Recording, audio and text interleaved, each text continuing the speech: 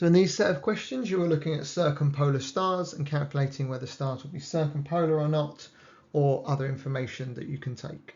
So let's look at question 1.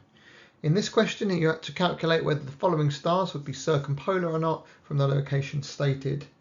So to work out if a star is going to be circumpolar or not, you need to compare the polar distance to the latitude at which you're observing it.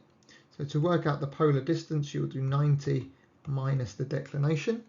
So in this example here, the polar distance will be 90 minus the declination, which is 12, which gives us 78 degrees. Now, we know it will be circumpolar if the polar distance is less than the latitude. So when we compare it here, the polar distance is greater than the latitude. So the polar distance is greater than the latitude because 78 is obviously bigger than 38.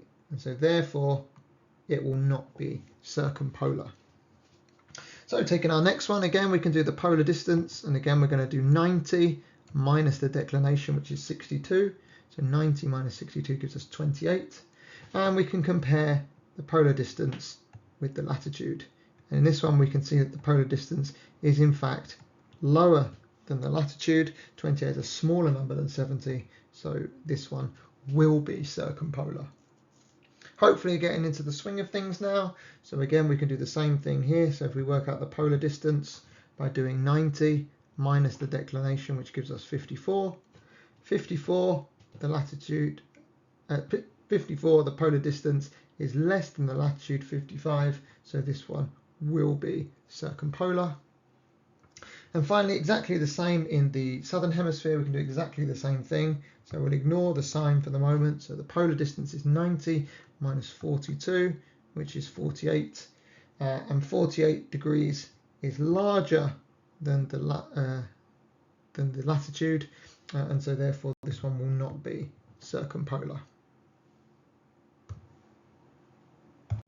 So the declination of Alkaid is plus 49 degrees. Deduce the minimum latitude from which Alkaid would be circumpolar. So again, we want to work out the polar distance by doing 90 minus the declination. So doing 90 minus the declination, we get 90 minus 49 equals 41 degrees. So the declination would be 41, sorry, the polar distance would be 41 degrees. And we know that the star from what we did previously is circumpolar as long as the polar distance is less than or equal to the latitude. So therefore, we want it to be as close to this as possible.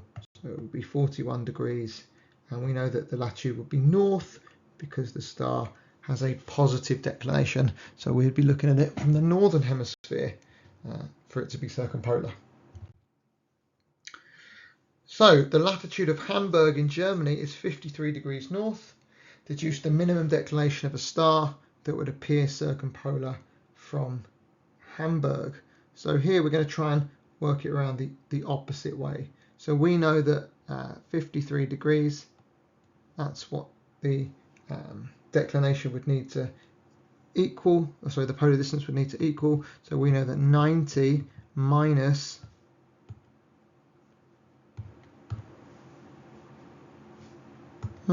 just frozen up there. 90 minus our declination will equal 53. So we can rearrange this equation. So bring the x over, 90 equals 53 plus x. Move over the 53, so we get 90 there minus 53 equals x. And if we work that out, that will be 37 degrees. So therefore we know that for a star to be circumpolar, it must have a declination of positive, again because we're in the northern hemisphere, 37 degrees. So in this question, Sally Ann is observing some of the stars in the constellation of Draco, the dragon, from a latitude of 49 degrees north. The declination of Eltanin is plus 51. Calculate the altitudes of Eltanin at lower and upper transit. So we know that what's happening here is Eltanin will be moving around Polaris, and we want to find out the altitude of the upper transit and of the lower transit. So the first thing that we want to work out is the polar distance. So we know that the polar distance is 90 minus the declination, which is 51.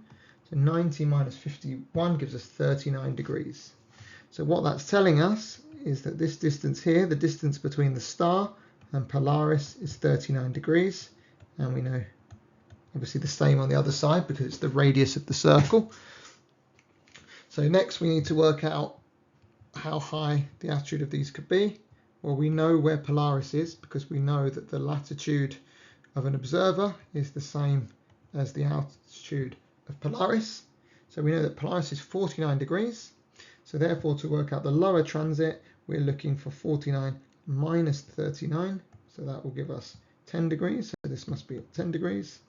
And to work out the upper transit, well, it's obviously the altitude 49 plus the 39 degrees of distance to the pole. So 49 plus 39 gives us plus 88 degrees. Oh, just forgot my plus there.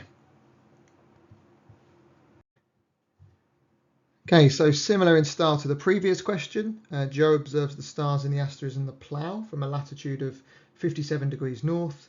The declination of the star is plus 49 degrees. Calculate the altitude of it at lower transit. So first of all, we can work out the polar distance, how far away it is from Polaris, by doing 90 minus the declination, which is 49, which leaves us with 41 degrees. So we know it's 41 degrees away from Polaris. So Polaris must be at 57 degrees because it would obviously be the same as the latitude you're observing from, and therefore the polar distance to the lower transit down here, well, there's a distance is 41 degrees. So therefore we know that this missing part is 57 minus 41, which equals 16 degrees. And again, we can do the same thing to work out the upper transit. So this time we know that Polaris will still be at 57 degrees.